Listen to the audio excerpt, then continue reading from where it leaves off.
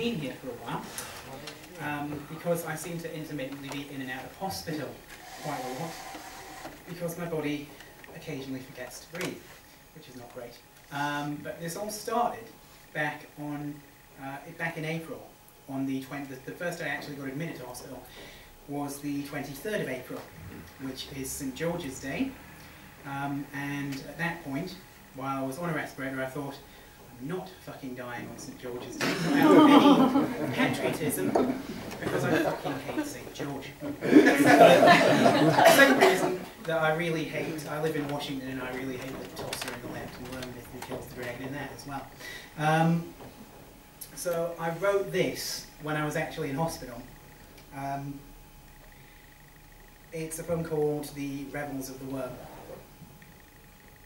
From the explosions of millennia, the scattered dust and bone, the hurrying screams, come to this, come to this, come to this.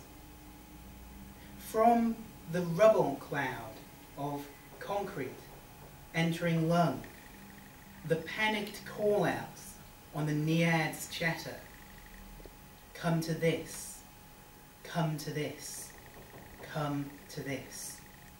From your rusty, padlocked home, from the foundation stones laid, left unfulfilled, urban da'aths of budget overrun, come to this, come to this, come to this.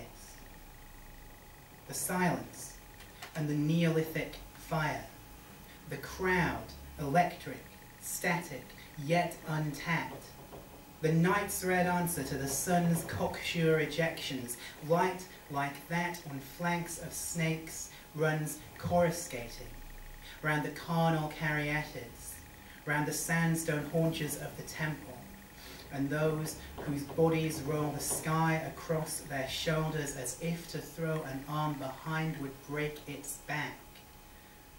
As woman orbits woman, as stained lips twitch, vulpine, tasting perfume never synthesized, a sense of power is born. A sense that if the ocean rolls in storm the way a woman's hips and belly can when stirred, this is not metaphor. A sense that if the sky can screech the way a woman shrieks when she reigns quaking, blood-soaked newborn life, the infant screaming at the wrongly ordered world with its first breath, this is no parable tabulum for the questing mind. A sense that if the earth can quake and shatter, as a woman may when driven by a will deeper than tricks of flesh or accidents of gene, break in two the universe around her and, with paint and garb, with sharpened stone or reassigning scalpel, become the mother who induces her own birth. This is no allegory, no rebus free to stand for any notion that the author, grinning, names. Come to this. The crowd, surmising, wild, and all at once what virtue it engenders.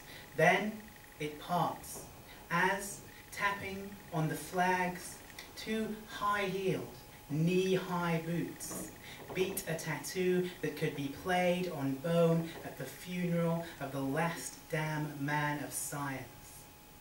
Fishnets like scales that shimmer as she shimmies through the writhing apparition of these thighs, these breasts like crescent moons, these arching backs, whose muscles trace the fire-inscribed projections of new continents.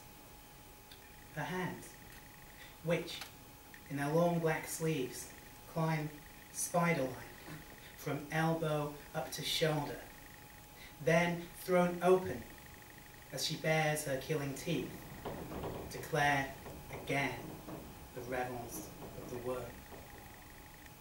On this night, when the lie of armoured victory, of swords unstoppable in their reducing power, is celebrated by the minds that split the square four ways, This wave of flesh that rolls between the pillars of the liar's temple mocks such nonsense.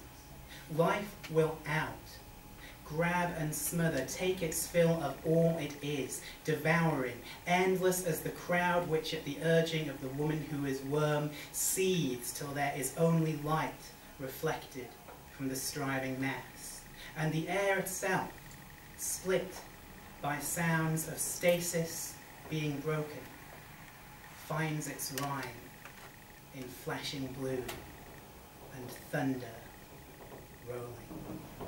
Thank you.